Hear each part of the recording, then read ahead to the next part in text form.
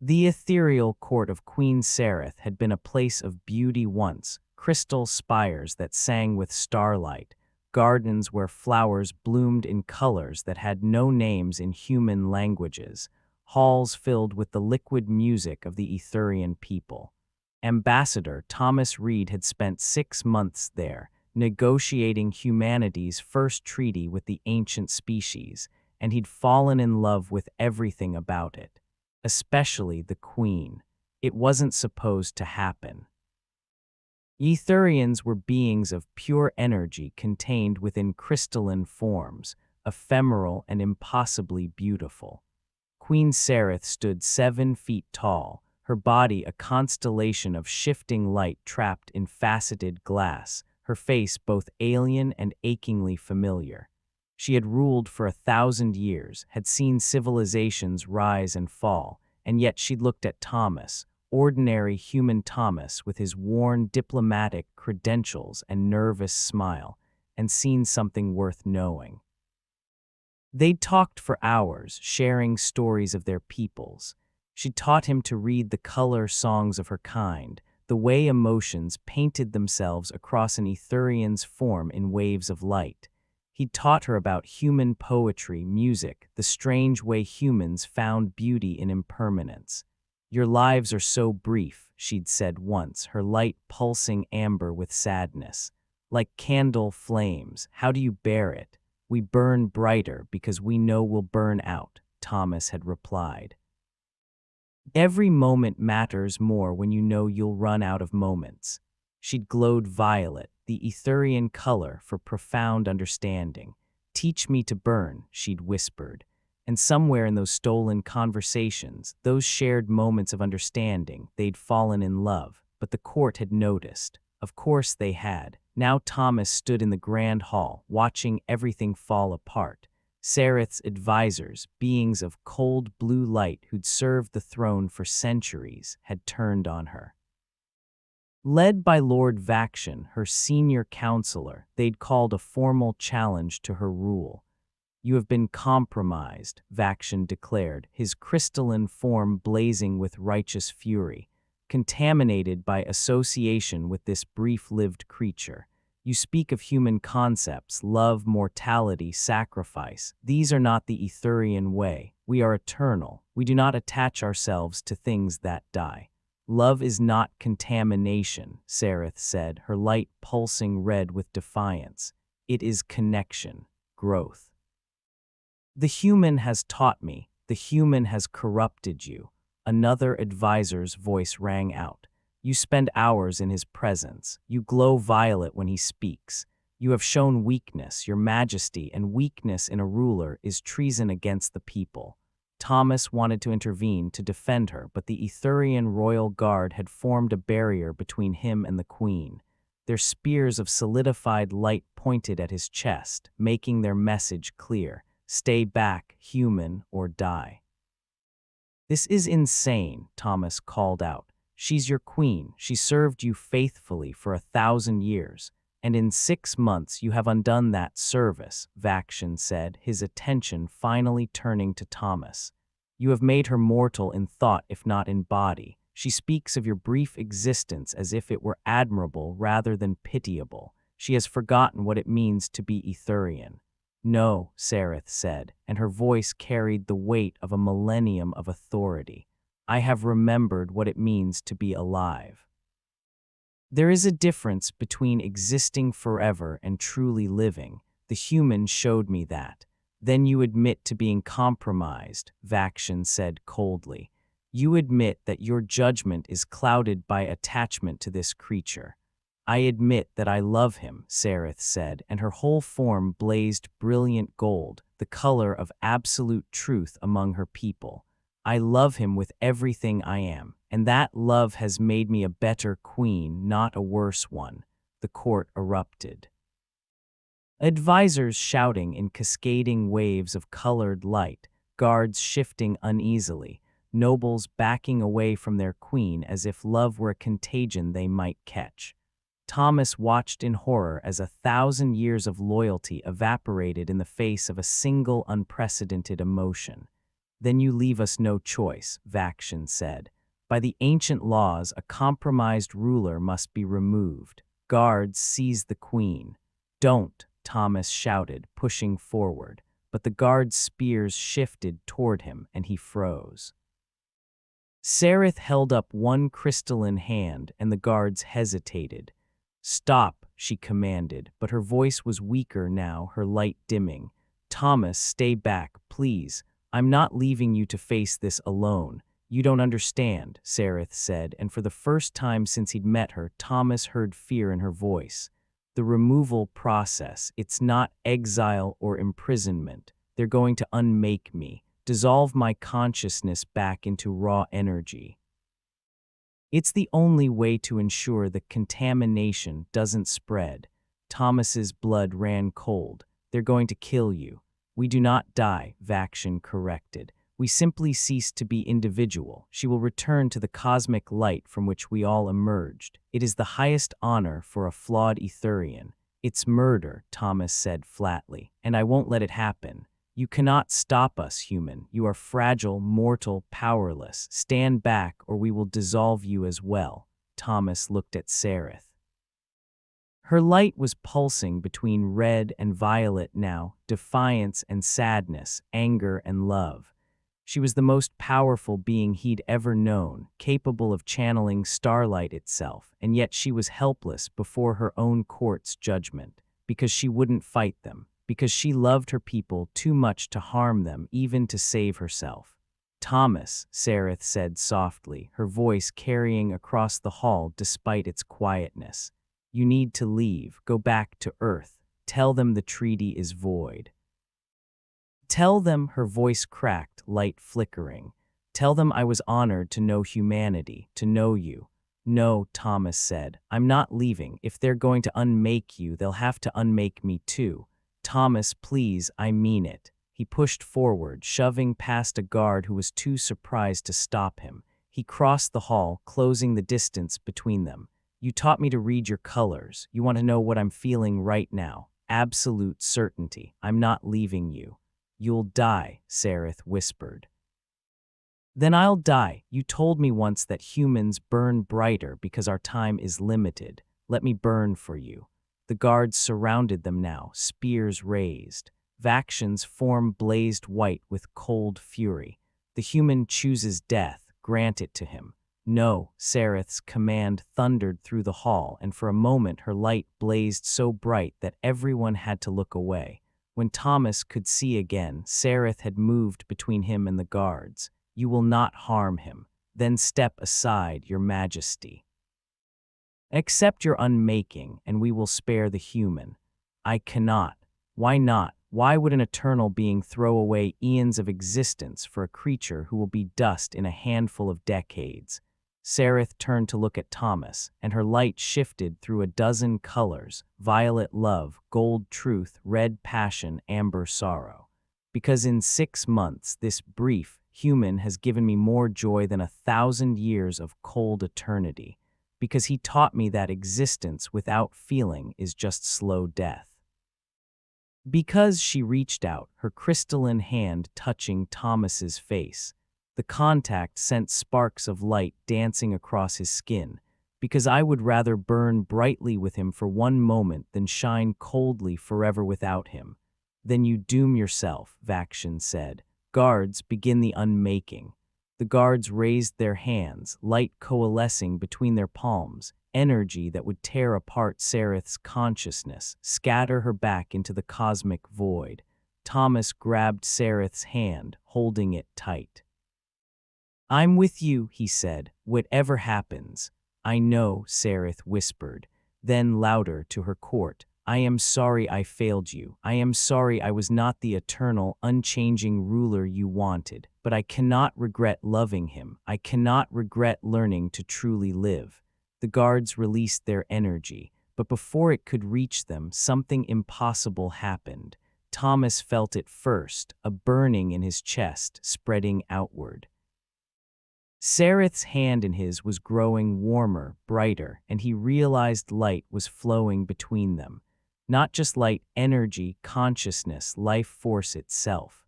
The bond they'd formed over 6 months of shared thoughts and stolen moments was manifesting physically, creating a bridge between human and Etherian.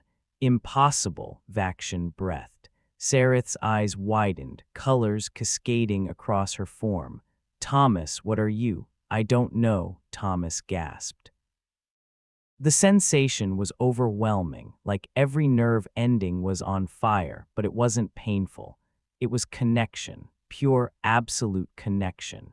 He could feel Sareth's consciousness brushing against his own, could sense her emotions as if they were his own, could see himself through her eyes, a human who glowed with an inner light he'd never known he possessed.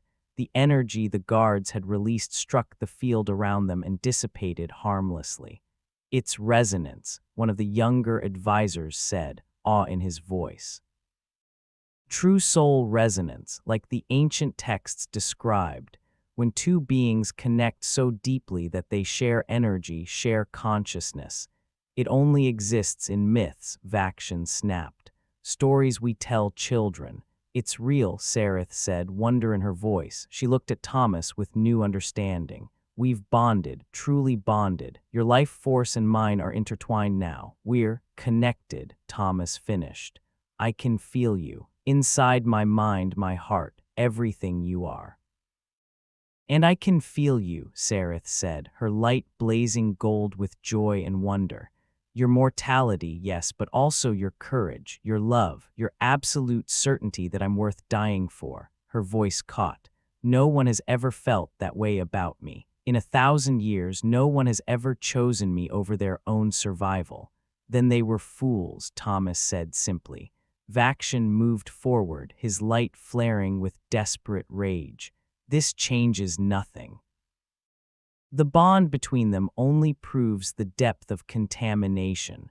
We'll unmake them both. Try it, a new voice said. Thomas turned to see the Royal Guard's captain stepping forward. Her name was Lyris, and she'd always been kind to Thomas during his stay. Now her crystalline form glowed with soft purple protective determination. Captain, Vakshin demanded, what are you doing? What I should have done from the start, Lyris said, defending my queen. You speak of contamination, Lord Vakshin, but I see only growth. The queen has not become less, she has become more alive, more feeling, more real. Other guards were shifting, lowering their weapons. Nobles in the crowd began to glow in colors of confusion, uncertainty, doubt. She is eternal, Lyris continued, her voice carrying across the hall. She will rule for eons after this human has returned to dust. But she will rule as a queen who has known love, who has felt deeply, who has learned that connection matters more than isolation. Is that not what a ruler should be? Someone who understands their people's hearts. We are not a people of hearts, Vakshin roared. We are beings of pure reason, pure light, pure emptiness, one of the nobles interrupted. Lady Selvara, Thomas remembered. She'd once asked him about human art, fascinated by the concept of creating beauty from emotion. Now she glowed amber violet, thoughtful sadness. I have lived for 800 years, and I have never felt what I see in our queen's light when she looks at the human. I envy her. We all should. Murmurs of agreement rippled through the court. More nobles stepping forward, more guards lowering weapons. The unified front against Sareth was cracking. You're all fools, Vakshin snarled. This human has corrupted not just the queen, but all of you. His mortality is a disease, his emotions a poison. His love is a gift, Sareth said, her voice ringing with authority. She stepped forward, still holding Thomas's hand, their combined light blazing so bright it illuminated every corner of the hall. A gift I will not reject. Lord Vakshin, you may believe emotions make us weak, but I have learned they make us strong, strong enough to risk everything for what matters, strong enough to choose connection over safety, strong enough to love. She looked around at her court, at the people she'd ruled for a millennium. I am your queen. I have guided you through dark ages and golden eras. I have kept our civilization safe, prosperous, peaceful, and I have done all of this without ever truly understanding what I was protecting. Her light pulsed gold. Now I understand. We protect the chance for connection, for love, for meaning beyond mere existence. The human showed me that. And I will not unmake that lesson, even if it costs me everything. Silence fell across the hall, then slowly Lyris dropped to one knee. "My queen," she said, her light blazing loyal blue. Another guard followed, then a noble, then another. One by one the court knelt before Sereth, not in judgment but in recognition. Only Vakshin remained standing, his light flickering between white fury and gray defeat. "This is not over," he said coldly. "You have won today, but the human will die. In decades he will be gone and you will remain. What will you do then, your majesty? How will you rule with a broken heart?" Sereth's light dimmed briefly. She'd felt the truth in his words, Thomas knew, because he'd felt it too through their bond. He was mortal.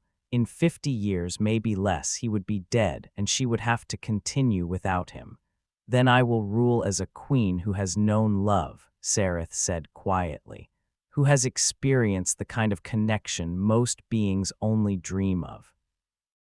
I will rule with wisdom earned from understanding that nothing lasts forever, and that makes everything more precious." She turned to Thomas, her light soft and warm. "I will treasure every moment we have, and when you're gone, I will carry you with me always. In my light, in my heart, in every decision I make. You will have lived a human lifetime, but you will echo through an Etherian eternity." Thomas felt tears on his cheeks. "I'm sorry I can't stay longer. Don't be. You taught me that the length of time doesn't matter as much as the depth of feeling. We could have 1,000 years together and it wouldn't be enough. We could have only today and it would be everything." "So what happens now?" Thomas asked. Sereth smiled, an expression she'd learned from him, her crystalline features arranging themselves into something warm and human and uniquely hers. "Now we have our time together, however long it lasts, and we burn brightly." She addressed her court. "Lord Vakshin, you are removed from your position. Captain Lyris, you will serve as my new senior advisor. Lady Selvara, I want you to establish a cultural exchange program with Earth. If connection is what we've been missing, then we will build bridges between our species." Orders given, structures rebuilt. Sereth was every inch the queen, commanding and decisive. But her hand never left Thomas's, their bond a constant reminder of what she'd chosen, what she'd risked, what she'd gained. That evening, they stood together on her private balcony, watching Etheria's triple suns set in a cascade of colors that would have been impossible on Earth. Sereth's light pulsed in rhythm with Thomas's heartbeat, their bond making them almost one being. "Your court turned on you," Thomas said quietly. "They would have killed you." "Unmade me," Sereth corrected. "There's a difference." "Not to me." Thomas squeezed her hand. "I almost lost you, but you didn't, you stayed.